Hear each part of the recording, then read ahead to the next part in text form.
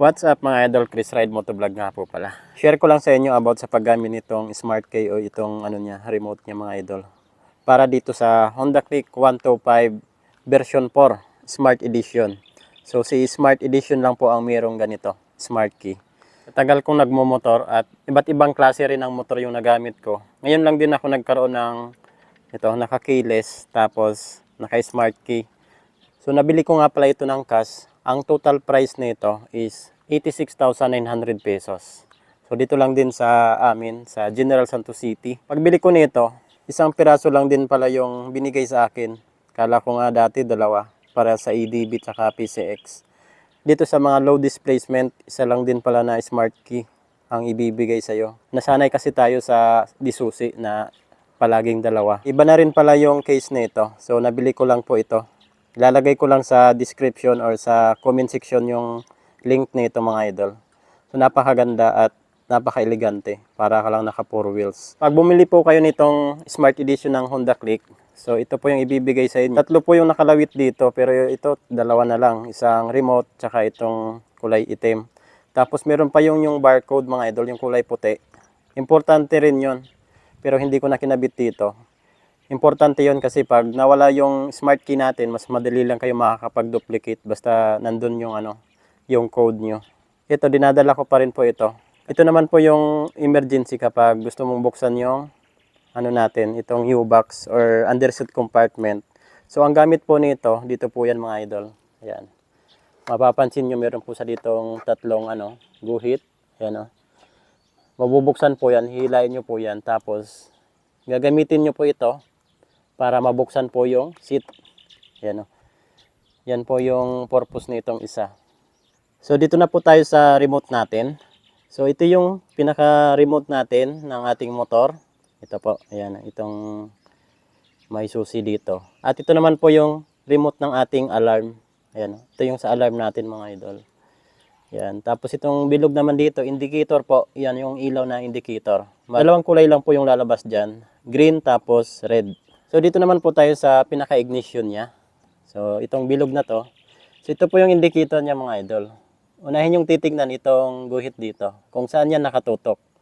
So itong bilog dito, itong bilog na puti, parang yan yung pinaka-neutral niya. So ito naman yung lock. Lock ng ating manubela. So ilalagay natin yan. Pause and then lock. Yan. Nakalock na yung manubela niya. Then balik natin sa bilog. Then ito naman po yung sa upuan. Pindot na naman. Upuan. Yan. Indicator niya dapat nakalagay dito sa seat. Yan. Tapos pwede na natin buksan yung upuan. Yun. Yan o. Pwede natin buksan. Then ito naman po yung pinaka-ignition niya. Yan o. On. Ignition. Sa pag-open nyo dito, makikita nyo. Ayan o. Nandyan na yung numbers. Then yung ilaw. Yan po. Automatic kasi yan. Pag inon natin yung ignition, iilaw na po yan. Automatic po yan. Then ito rin po yung sa natin, tail light. So balik tayo dito sa remote and then sa ignition. Every time na mag-start po tayo ng motor, dapat po on natin to. Tapos magi-green po yan mga idol. Naka-green na siya. Sayang hindi kasi masyadong klaro dito. Yan. Basta yan naka-green na po siya. Ibig sabihin yan, pwede na po kayo mag-operate dito. Kasi naka-green na po siya. Yan. So ilagay natin sa seat. Yan. Tapos every time pala na gagamit kayo nito, bigay kayo ng isang push. Then ikot. Yun. Iiwan na natin yung motor. So nakalagay na po dito sa lock. Ayan. Hindi na siya, double check nyo po yung manubela. Ayan. Nakalock na po siya.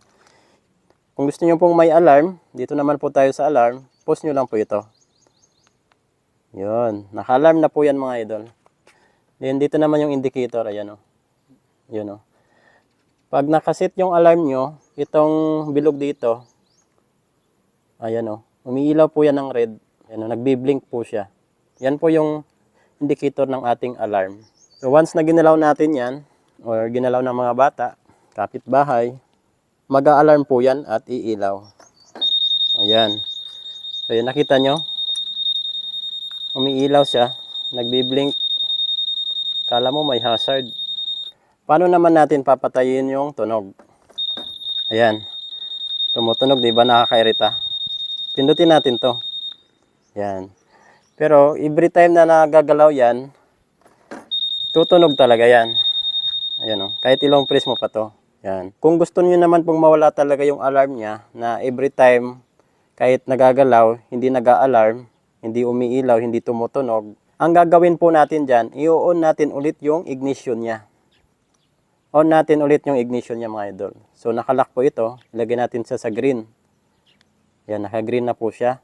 Then, push na naman tayo. Yun, tapos lagay na natin dito sa ignition on. Yun. So ayan, naka-on na po siya. Yun ang paanda rin, okay na yan. Basta in-on nyo yung ignition niya, tapos balik nyo na i-off. So yung alarm nyo mga idol, mawawala na po yun. Ayan o.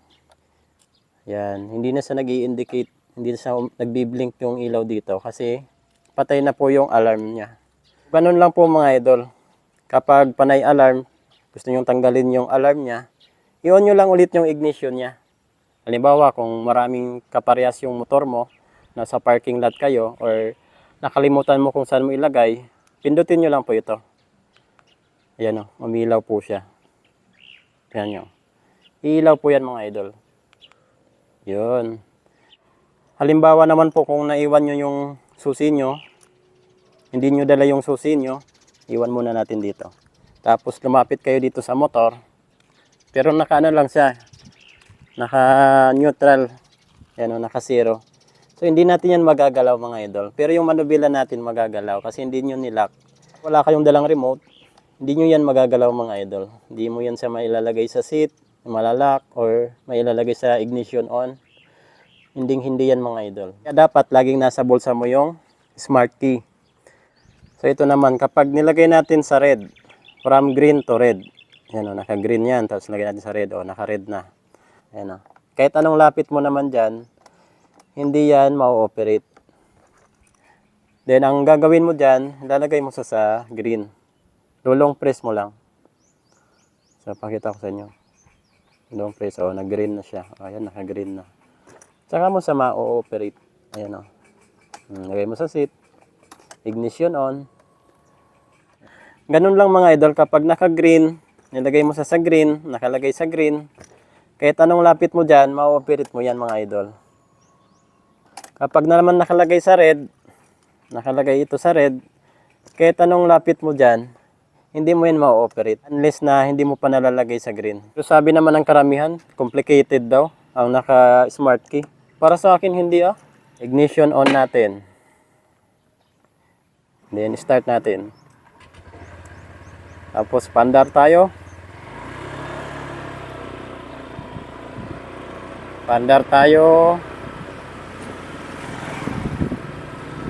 Doon tayo sa bandang unahan. O dito, o. Diba, i-stop tayo, bibili tayo sa convenience store. Off natin. Alis na tayo. Safe na yan mga idol, hindi yan mabubuksan. Ayan o, sabi ko kanina kapag kahit naka-green yun, yung susi natin, hindi yan basta-basta ma-operate. Iwan natin dito yung remote key. Ayan o. Kung ma-operate ba yun, kung bigla natin iniwan. Ayan o, hindi mo talaga yan ma-operate. Pero mas maganda, kada baba mo, i-lock mo diretso. Nakalock dapat. So masasanay din tayo dyan. Kasi ako isang araw lang, grabe. Kabisado ko na agad. Napakadali lang talaga gamitin itong remote key niya. Napaka-safety pa. Ito pa mga idol para ma-convince kayo na hindi complicated ang naka-smart key. Yan o. Basta naka-green yan. Then lagay natin sa bulsa. Diretso na tayo sa motor. Yan. Tapos isang push. Then lagay natin sa ignition na. Ignition on. Hintayin natin matapos yung animation bago natin i-start. Alisin natin yung side stand. Then hawak sa brake and then electric start. Yun. Then paandar na po tayo. Iba talaga pag naka-smart key. Mabilisan lang talaga. Ayan o. Tapos kung bababa kayo, bibili kayo sa isang convenience store ulit. Off. Then side stand natin. Then ilagay natin sa lock. Ayan, oh. Oh. Okay na yan. Pwede na tayong umalis. Ganun lang. Tapos, kung gusto nyo pang ano, para mas secure pa, post natin itong alarm. Yun, naka-alarm na yan. Basta nag-red po ito. So, tingnan naman natin kung ma-ooperate ba ng ibang tao yan. So, iwan natin dito yung susi. Yan. Check natin kung ma-ooperate ito ng ibang tao. Hoy, hindi ma-open. Ayan, oh. Hoy, nag-alarm. Oh, di ba? Napaka-safety. Ganon yun, basta wala tayong dalang smart key. Kapag may ibang gumalaw dito, kusang a-alarm po yan at iilaw at tutunog pa. Ayan, oh. So, di ba? Napaka-safety ng ano, smart key or naka-smart edition na motor. Naka-keyless. Ngayon lang din ako nagka-keyless eh. So, di ba naka-alarm yun? So, kailangan natin magdala ng susi para pag pislit natin, hindi mag-alarm. Ayan, oh. So, nakalapit na tayo. Lagay lang natin din dito sa bulsa. Then, start tayo. Pause. Yun, oh. May tutunog po dyan. Ayan, oh. Tapos, ikot natin. So, di ba? Wala nang tumunog. On. So, ganun lang. Ganun lang kadali. Pag naka-smart key ka or naka-keyless, then naka-remote. So, ganun lang. Napaka-safe, convenient. Okay na okay talaga basta naka-keyless din pala. So, ito naman yung itsura ng ating motor pag aalis tayo. Oh, di ba umilaw?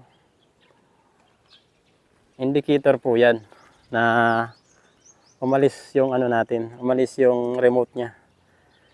Then, kapag mag-a-alarm nga tayo, pindutin lang natin yung alarm. Ito. Then, ganun na. Kapag may gumalaw dyan na bata, ilaw talaga yan at tutunog. So, sa mga nagtatanong naman, bakit isa lang? Isa lang po talaga, basta sa 125cc. Pero kung gusto niyo naman magpa-duplicate, napakarami sa online shop. Nasa 400, 500, ganyan. Madali lang din siya i-copy. Marami naman tayong tutorial sa YouTube. Paano mag-copy. So, mas maganda talaga pag dalawa yung smart key nyo o itong remote. Marami talaga sa online mga idol. Kaya huwag kayong mag-alala. Then about naman sa battery. Sa battery nito, so far mga sabi nila is 2 to 3 years, 5 years. Depende siguro sa paggamit bago malowbat. Pero kung ipapayos nyo naman, papalitan yung battery. Marami rin sa online yung battery. At kung hindi kayo makakuha sa online, meron naman sa mga nag-aayos ng sa mga relo.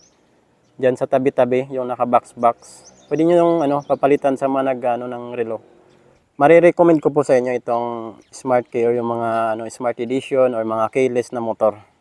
Kasi sa panahon ngayon, ito naman talaga yung bago ngayon. Kahit sa mga sasakyan. Yung iba nga wala nang remote, wala nang key. Daliri na lang. Chris Ride Motovlog. Ride safe po tayo palagi. God bless you all. Thank you.